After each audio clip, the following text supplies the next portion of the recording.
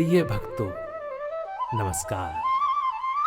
भक्तों, आज हम आपके लिए बहुत ही पवित्र और पावन व्रत कथा के वर्णन को सुनाने के लिए यहाँ उपस्थित हुए हैं।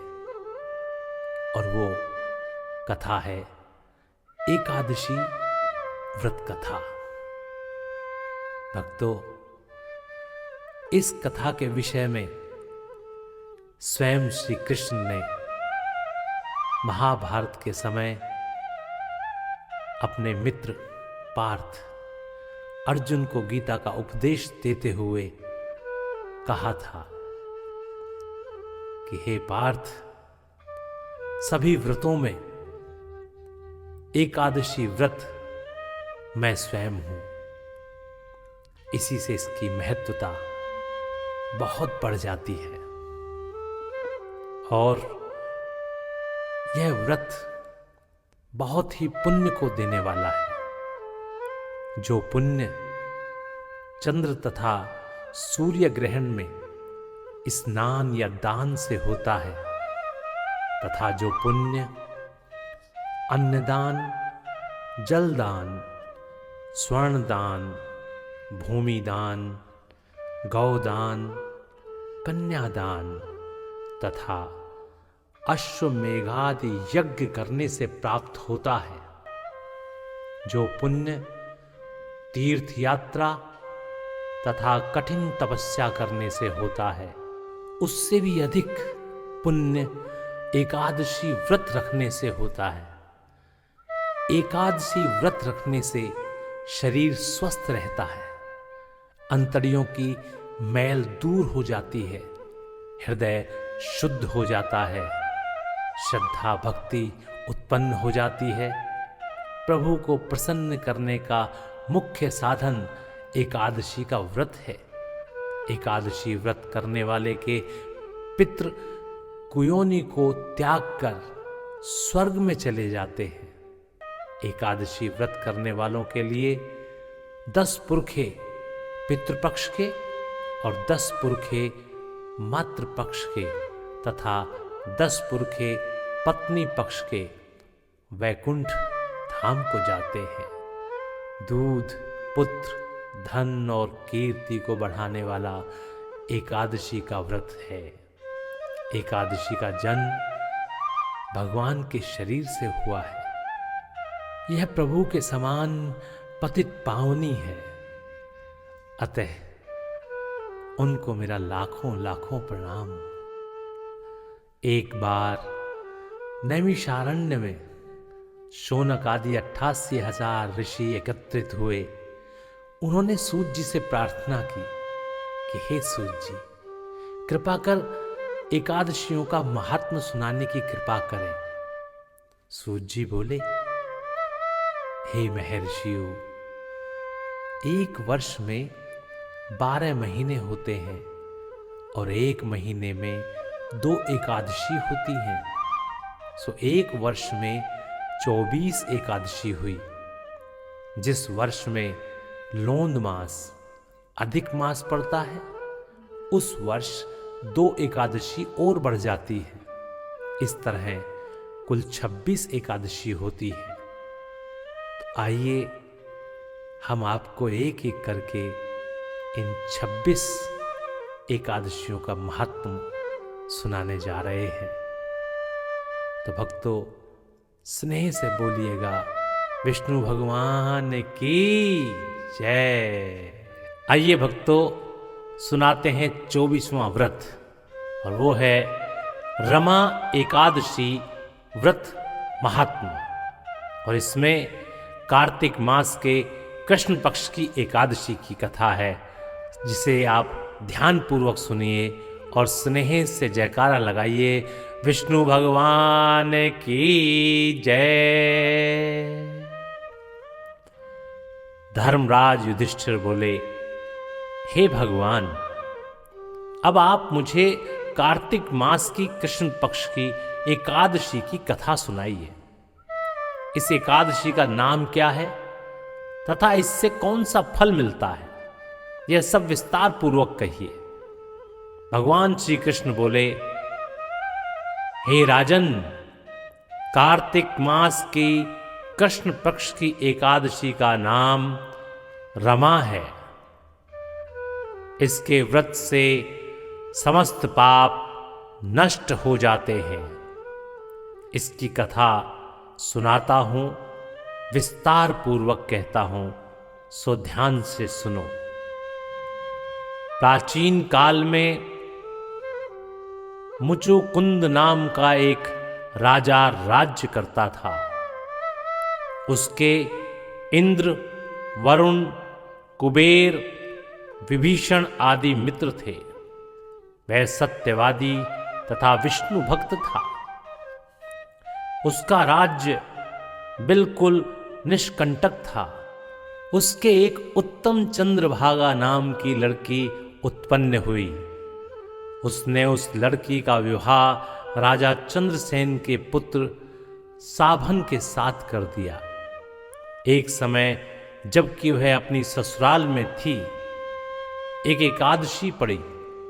चंद्रभागा सोचने लगी कि अब एकादशी समीप ही आई है, परंतु मेरा पति अत्यंत कमजोर है, इसलिए वह यह व्रत नहीं कर सकता।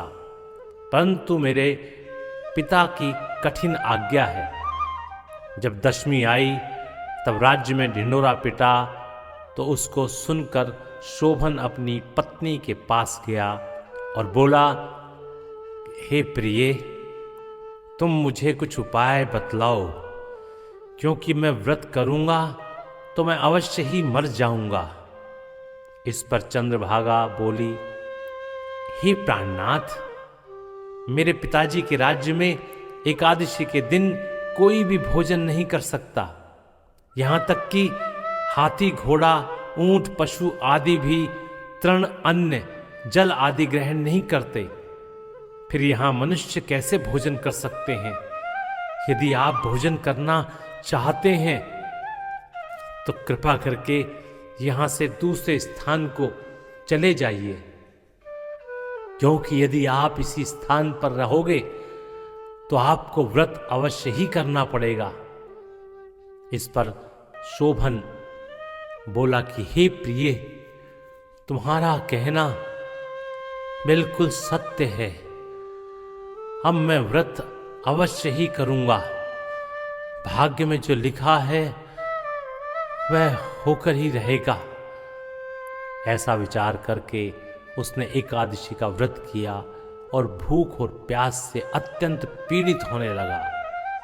सूर्य भगवान भी अस्त हो गए और जागरण के लिए रात्रि हुई। वह रात्रि शोभन को दुख देने वाली थी। दूसरे दिन प्रातः से पूर्व ही शोभन इस संसार से चला गया। राजा ने उसके मृतक शरीर को दहन करा दिया। चंद्रभागा अपने पति की आज्ञा अनुसार अग्नि में दहन न हुई, परंतु पिता के घर में रहना उत्तम समझा। रमा एकादशी के प्रभाव से शोभन को मंदराचल पर्वत पर धन धान्य से युक्त तथा शत्रु रहित एक उत्तम नगर प्राप्त हुआ। उसके महल में रत्न तथा स्वर्ण के खंभे लगे हुए थे। वहां पर वह स्वर्ण तथा मणियों के सिंहासन पर सुंदर वस्त्र तथा आभूषण से युक्त बैठा हुआ था। आभूषणों से युक्त गंधर्व तथा अप्सरा इसकी स्तुति कर रहे थे। उस समय राजा शोभन दूसरा इंद्र प्रतीत हो रहा था। एक समय मुचुकुंद नगर में रहने वाला एक सोम शर्मा नाम का ब्राह्मण तीर्थ यात्रा के लिए निकला। उसने घूमते घूमते उसको देखा। वह ब्राह्मण उसको अपने राजा का जमाई जानकर उसके निकट गया। राजा शोभन ब्राह्मण को देख आसन से उठ खड़ा हुआ और अपने ससुर तथा स्त्री चंद्रभागा की कुशलता को पूछने लगा।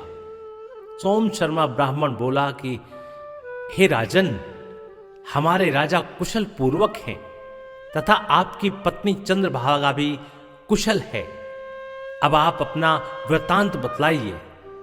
मुझे बड़ा आश्चर्य है कि ऐसा विचित्र और सुंदर नगर जिसको न तो मैंने कभी सुना और न कभी देखा है, आपको किस प्रकार प्राप्त हुआ? शोभन बोला कि हे देव, यह सब कार्तिक मास के कृष्ण पक्ष की रमा एकादशी के व्रत का प्रभाव है। इसी से मुझे यह अनुपम नगर प्राप्त हुआ है, परंतु यह अध्रुव है। इस पर ब्राह्मण बोला कि हे राजन, यह अध्रुव क्यों है और ध्रुव किस प्रकार हो सकता है?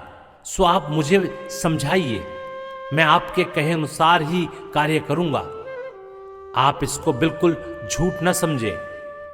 शोभन बोला कि हे देव, मैंने अश्रद्धापूर्वक व्रत किया था, उसके प्रभाव से मुझे यह नगर प्राप्त हुआ, इसलिए मैं इसे अध्रुव मानता हूं। यदि तुम इस वृतांत को राजा मुचुकुंद की पुत्री चंद्रभागा से कहोगे तो वह उसको ध्रुव बना सकती है। ब्राह्मण ने वहां आकर चंद्रभागा से समस्त वृतांत कहा।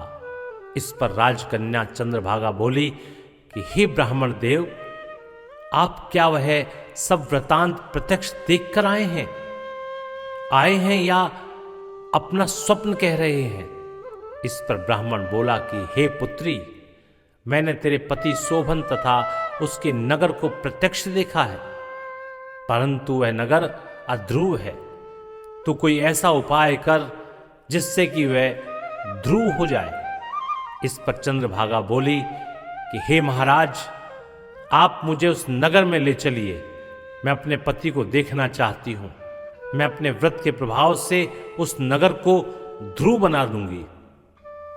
चंद्रभागा के वचनों को सुनकर वह ब्राह्मण उसको मंदराचल पर्वत के पास वामदेव के आश्रम को ले गया। वामदेव ने उसकी कथा को सुनकर चंद्रभागा का मंत्रों से अभिषेक किया। चंद्रभागा मंत्रों तथा व्रत के प्रभाव से दिव्य देह धारण करके पति के पास चली गई। शोभन ने अपनी स्त्री चंद्रभागा को देखकर प्रसन्नता पूर्वक उसे अपने वाम अंग में बैठाया।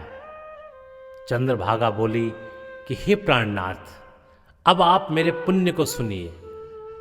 जब मैं अपने पिता के गृह में 8 वर्ष की थी, तभी से मैं सविधि एकादशी का व्रत करने लगी हूं। उन्हीं व्रतों के प्रभाव से आपका यह नगर ध्रुव हो जाएगा और समस्त कर्मों में युक्त होकर प्रलय के अंत तक रहेगा। चंद्रभागा दिव्य रूप धारण करके तथा दिव्य वस्त्रालंकारों से सजकर अपने पति के साथ आनंद पूर्वक रहने लगी और शोभन उसके साथ आनंद पूर्वक रहने लगा। हे राजन, यह मैंने रमा एकादशी का महात्म कहा है। जो मनुष्य रमा एकादशी के व्रत को करते हैं, उनके समस्त ब्रह्म हत्या आदि के पाप नष्ट हो जाते हैं। जो मनुष्य रमा एकादशी का महात्म सुनते हैं, वह अंत समय में विष्णु लोक को जाते हैं। बोलिए विष्णु भगवान की जय। प्रिय भक्तों, इस प्रकार यहाँ पर रमा एकादशी व्रत महात्म समाप्त होता है। तो स्नेह से बोलिएगा विष्णु भगवान की जय।